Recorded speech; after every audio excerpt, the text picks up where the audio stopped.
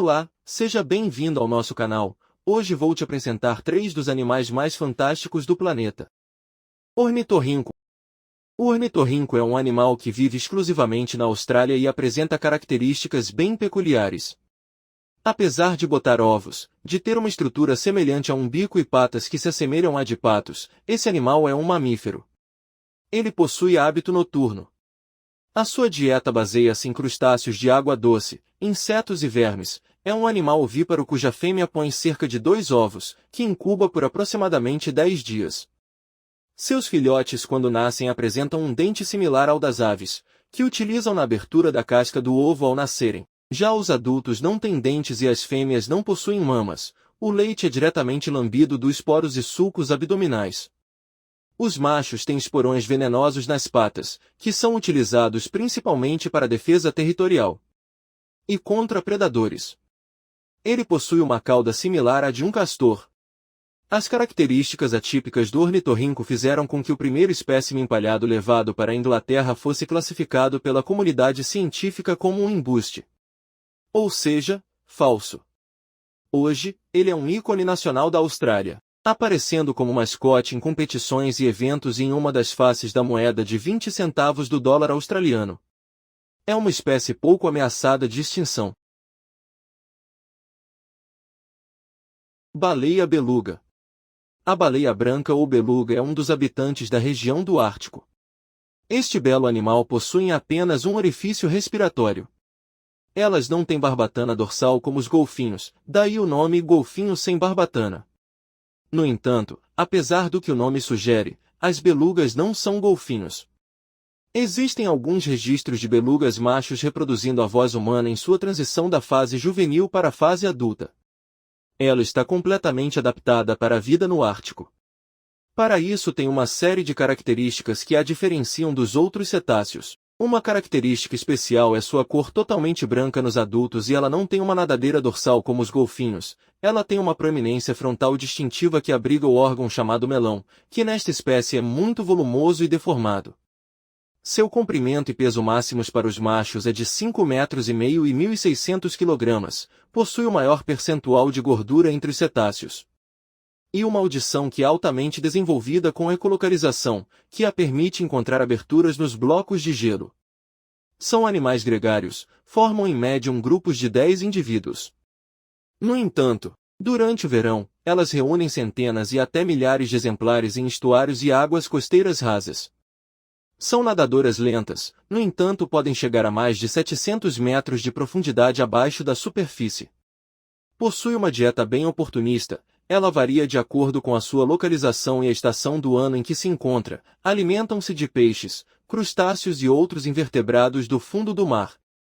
Em sua maioria, habitam o Ártico e os mares e costas da América do Norte, Rússia e Groenlândia. Sua população mundial se estima em 150 mil indivíduos. Elas têm comportamento migratório. A maioria dos grupos passam o inverno às margens das camadas de gelo, mas com a chegada do verão, com o degelo, se movem para foz de rios e zonas costeiras mais quentes. Contudo, algumas populações não migram por grandes distâncias no decorrer do ano. Por vários séculos, este cetáceo foi considerado uma das fontes de subsistência para os nativos da América do Norte e Rússia. Foi muito caçada comercialmente durante o século XIX e em parte do século XX. A partir de 1973 foi colocada sob proteção internacional, junto com outros odontocetos. Atualmente, só é autorizada a caça de subsistência de algumas subpopulações. Outras ameaças são os predadores naturais como ursos polares e baleias orcas, a contaminação dos rios por seres humanos e as doenças infecciosas. Em 2008, a espécie foi catalogada na lista vermelha da UICN como espécie quase ameaçada. No entanto, a subpopulação residente na enseada de Cook no Alasca foi considerada em perigo crítico. É um dos cetáceos que se mantém em cativeiro em aquários e parques de vida silvestre na América do Norte, Europa e Ásia, e é popular para o público por sua cor branca e expressividade sorridente. Aves do paraíso. As aves do paraíso são aves de pequeno a médio porte que variam de 15 a 120 centímetros de comprimento incluindo a cauda. A maior das espécies tem aproximadamente o tamanho de um corvo. Seu bico é curto e forte, adaptado à alimentação onívora, que é baseado em frutas, folhas e animais como anfíbios, insetos e outros invertebrados. Na maioria das espécies, a cauda do macho é maior e mais longa que a da fêmea, com diferenças que variam de leves a extremas. As asas do macho são arredondadas, e em algumas espécies, modificadas estruturalmente para produzir sons. Há muita variação no formato do bico dentro das espécies. O bico pode ser longo ou curvo, pequeno ou fino como uma foice. As fêmeas com bicos maiores que os machos são mais comuns. Das 42 espécies conhecidas de aves do paraíso, 38 são encontradas na Nova Guiné, 2 na Austrália e 2 em Molucas, no leste da Indonésia. O clima na Nova Guiné é geralmente úmido, embora seja possível distinguir entre a estação seca que vai de maio a novembro e a estação chuvosa que vai de outubro a abril. As aves do paraíso atingem o pico de exibição da plumagem durante a estação seca e o início da estação chuvosa, que marca o auge do período de nidificação. A maioria das aves do paraíso vive em florestas tropicais, quase todas elas habitando árvores solitárias. Várias espécies foram registradas em manguezais costeiros.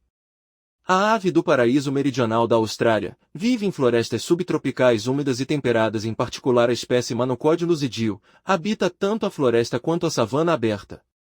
Os habitats medianos são os mais comumente ocupados, com 30 das 40 espécies ocorrendo na faixa altitudinal de 1.000 a 2.000 metros.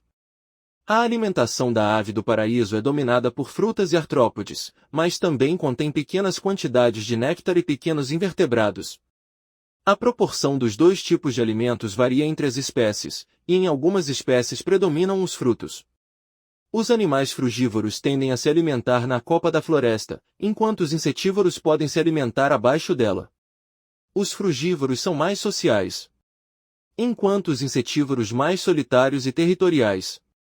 Embora sejam principalmente insetívoros, as aves do paraíso ainda comem muitas frutas.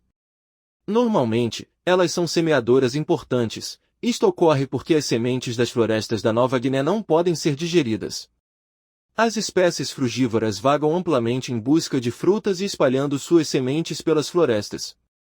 Eles podem se juntar a outras espécies de aves herbívoras em árvores frutíferas. Caso contrário, elas não durariam muito sem interagir com outras espécies de aves.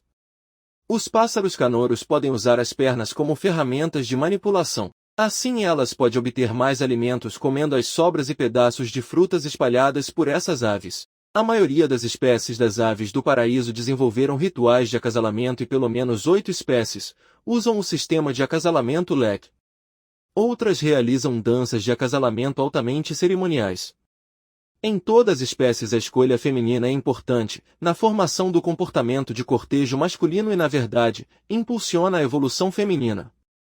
Uma combinação decorativa de sons, cores e ações.